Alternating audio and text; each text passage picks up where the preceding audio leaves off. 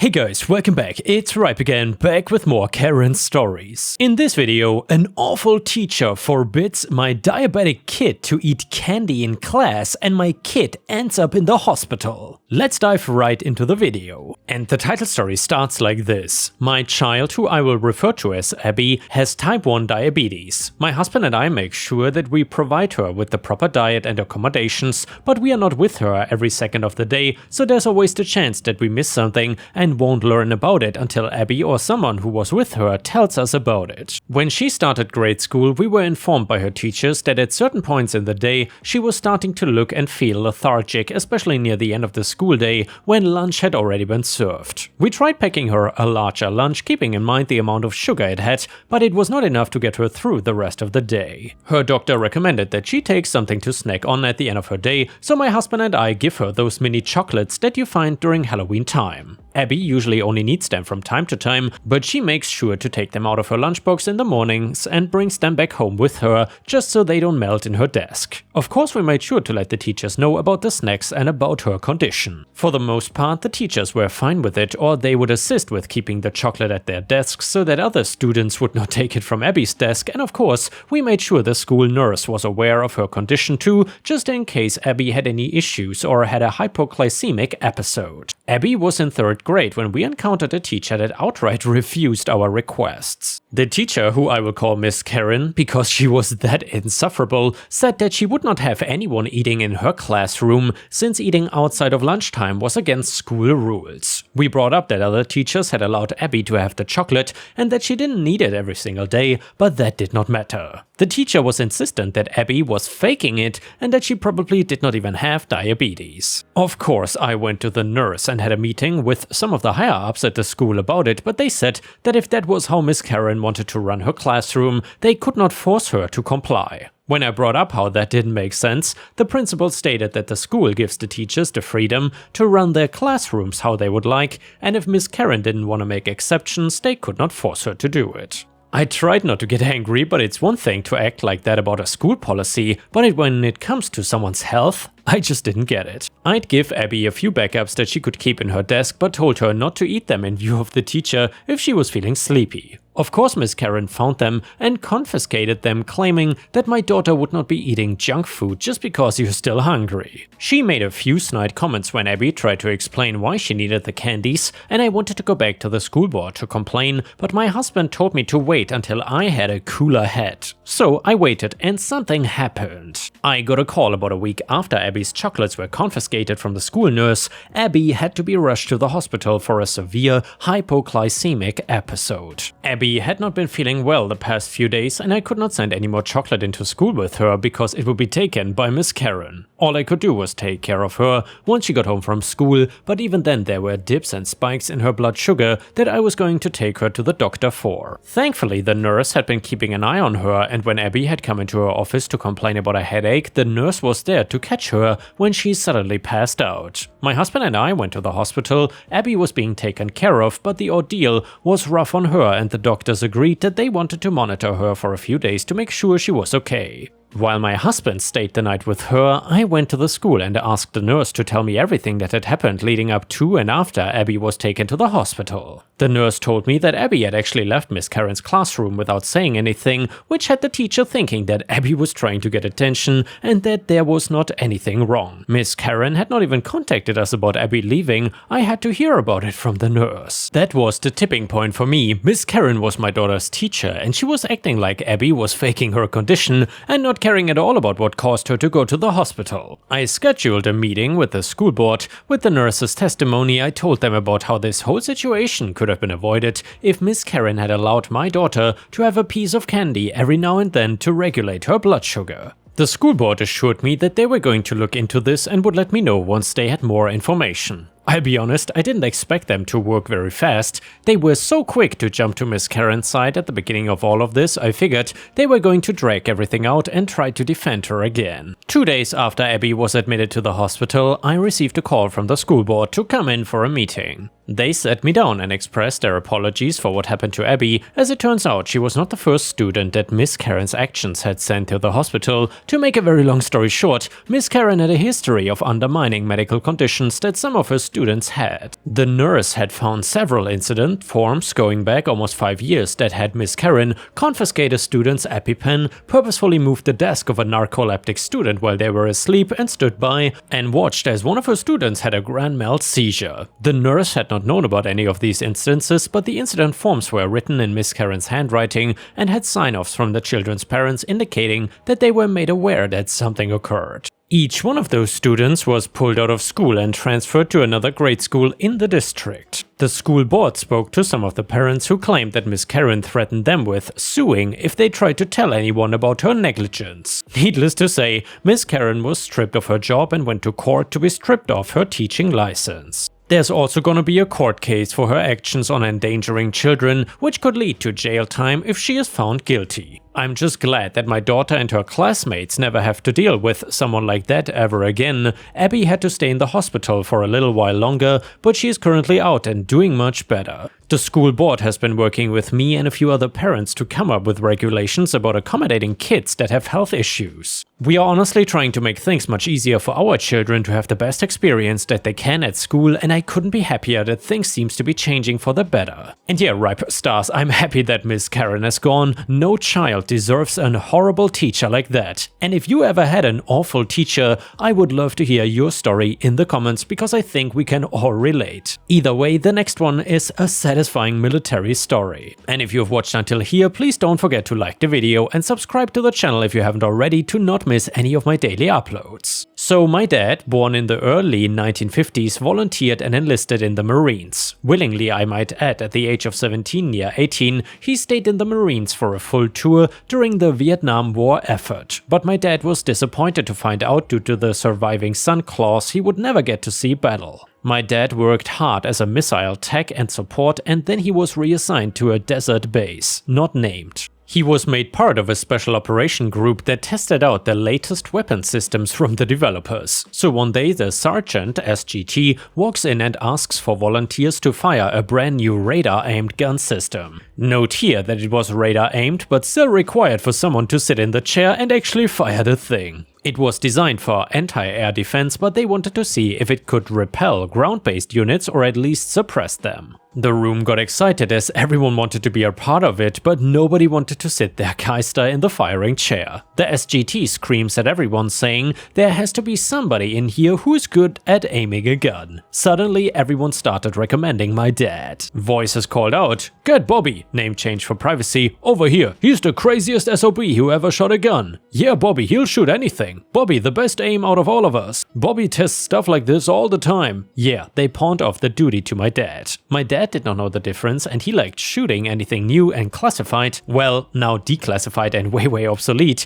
The SGT grabs my dad and nominates him for the job. So they drove my dad out to the test site and was given the scenario. "SGT, your target Marines are somewhere in the distance." He points at a dot in the distance. "What we have here is a fake contingency of troops, armor and equipment. Tonight in the blast set AM. Your men will set this gun system up as fast as possible. Then you'll fire the weapon, giving it all hell. Is that understood?"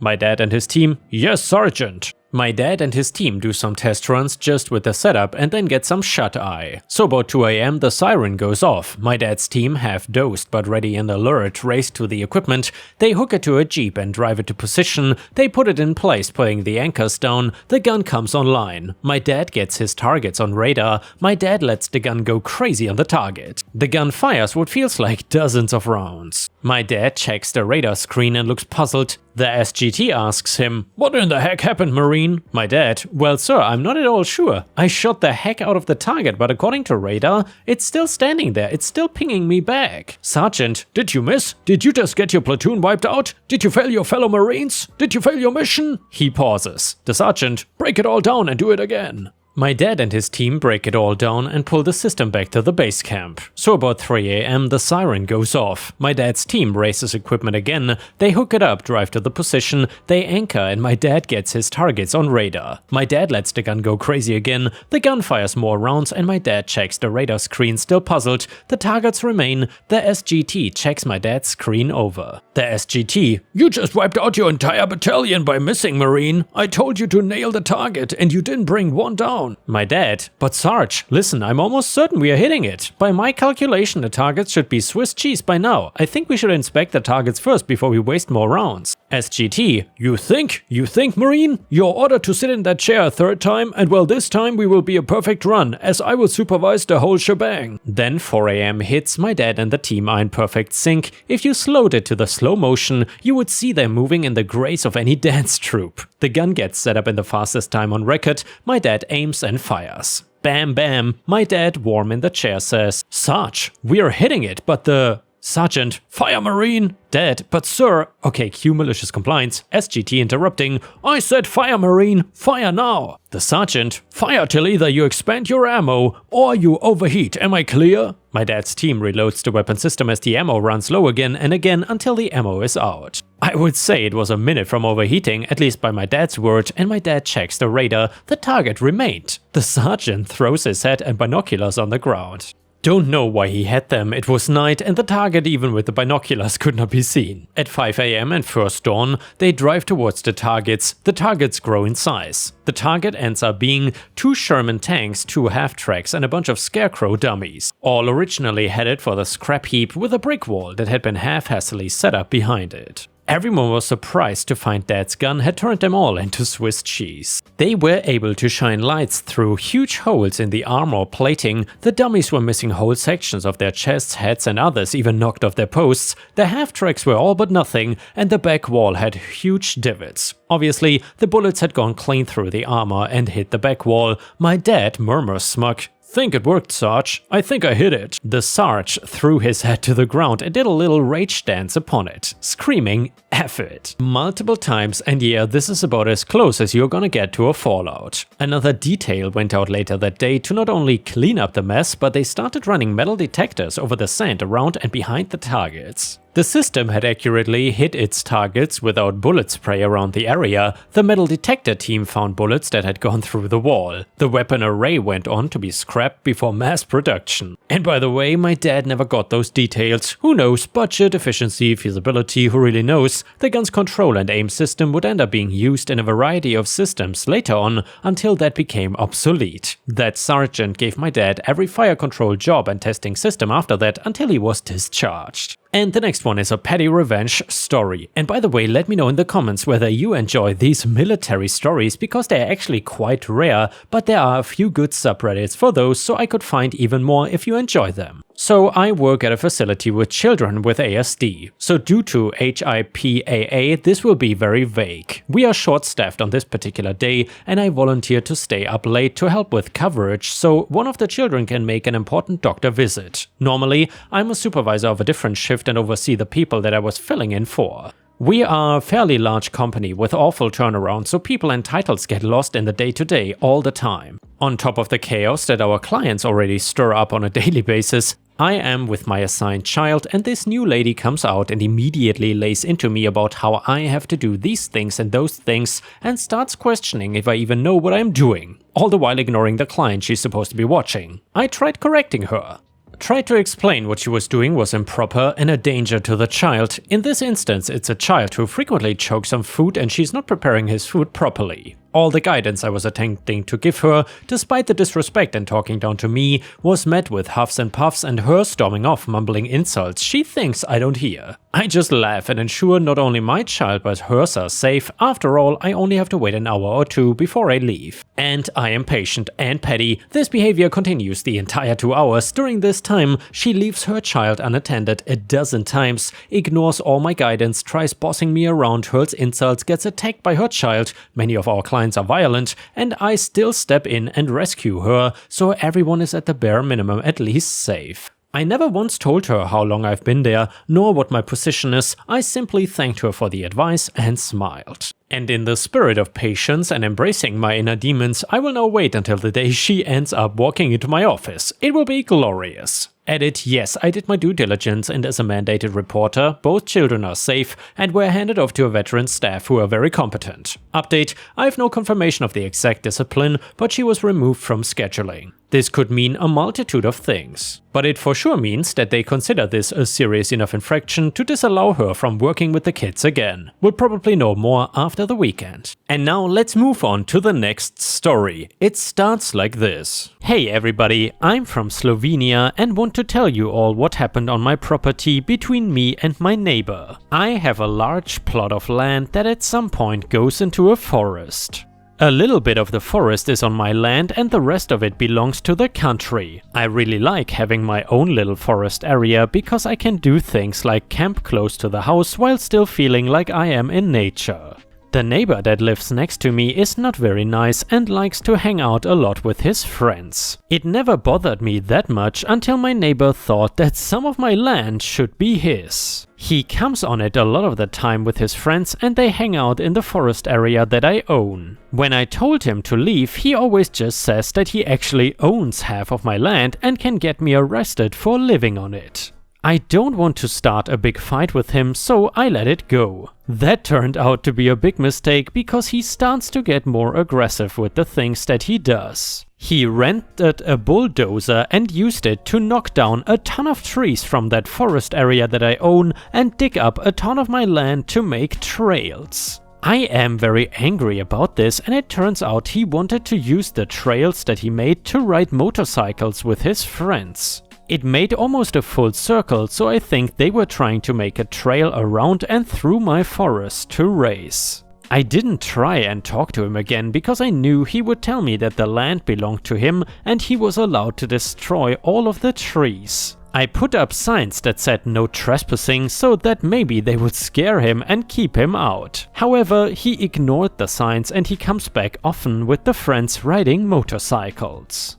When they were all gone, I went to the trail and decided to set some traps for them. I thought about a big hidden rock, but I did not want them to actually get hurt. Instead, I made some holes in the trail and covered them up with leaves so that they would get a tire stuck in it. The next day I knew it happened when I heard yelling, and then I called the police about the trespassers. This way, by the time they arrived, they would see what was actually happening. I thought they would get in big trouble for making the trails and destroying my property, but they didn't. They told the police that the trails were built a long time ago and they had permission to use them. The most police could do was to tell them to stay off of my property because I had the signs that said no trespassing.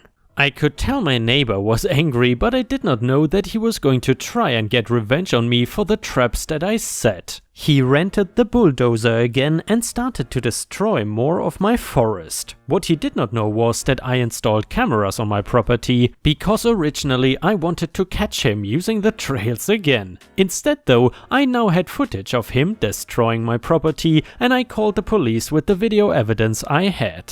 I was still very sad because most of my little forest was now gone and I could not enjoy nature while staying on my own private property anymore. I didn't want to be pushed around by the neighbor anymore, and this was the final straw. I was not going to stop until I taught him a lesson about destroying other people's properties. He delayed everything by claiming he owned the forest area, and nothing could continue until a man came out and looked over the property to figure out where mine ended and his started.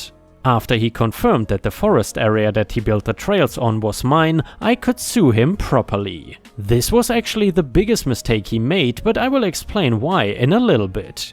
The video pretty much showed everything and he had no defense except the claim that he thought the land was his. Nobody believed him and he had to pay me $60,000, obviously in the local currency, for the land of mine that he destroyed. This way I could try to plant more trees and fix some of what he destroyed.